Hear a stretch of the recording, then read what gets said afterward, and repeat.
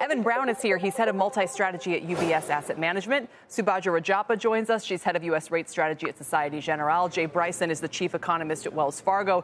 Jay, kick things off for us. Is December, a closer one than it used to be a couple days ago?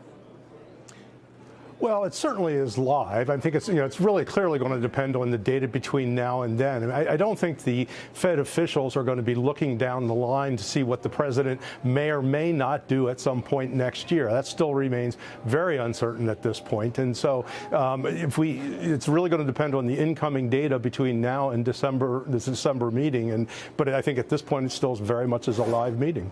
Subadra, what do you think is likely on this front? I mean, people are starting to ask the question of whether they could end up hiking rates again. Yeah, no, I think I agree with Jay. I think it's going to be status quo till the end of the year. It's going to be much more data dependent after that point on, because we're going to have, the swearing in of the new president, and maybe guidance from leadership that he puts in place. As well. But for the most part, I would say that the 25 basis points for December is baked in. The data has been relatively strong, so I think a much more measured pace of cuts next year makes sense. The market, in fact, is underpriced for cuts relative to the summary of economic projections, the median dot. So, for us, I think less is more. Maybe they stick to the dot plot, but maybe less, given the fact that the economy's been relatively strong. And Evan, not only is the economy relatively strong, labor market still seems okay. Dan Clifton was here yesterday making kind of a wonky point that we're going to hit the debt ceiling on January 2nd. And to pay our bills past that point, they're likely to tap the Treasury General account, which has more than $800 billion in it.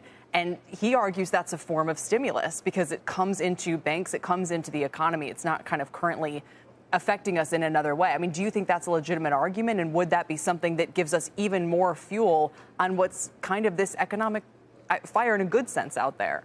No, I'm not too concerned about what's happening with the debt ceiling, the Treasury General account. This kind of bank liquidity, it's liquidity that stays within the banking system. So not concerned about that being stimulus or tightening, more focused on what Fed policy is here.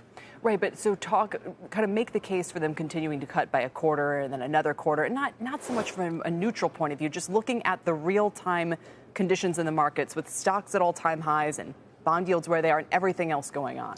Yeah, it all looks pretty good, and so on the surface of it, you could just say, hey, why are you cutting rates at all? But I think, they do think that they're restrictive, right? And the trend in inflation is moving lower, and we are seeing wages. We saw the employment cost index a week or so ago.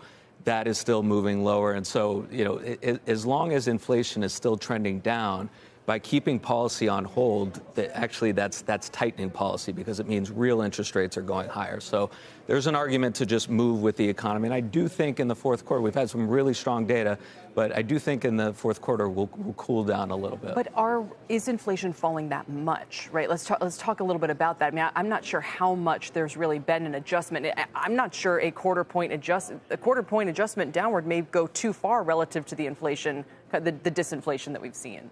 Yeah, so the trend is good. The last print came in a little bit hotter than expected, and we're going to have to watch that. Fed is going to be watching that very closely. But 3-month, 6-month moving averages, a little bit above 2% on core PCE.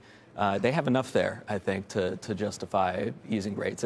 They're not overly focused on stocks, and actually now financial conditions have tightened somewhat because we've seen this big rise in the 10-year yield since their last meeting.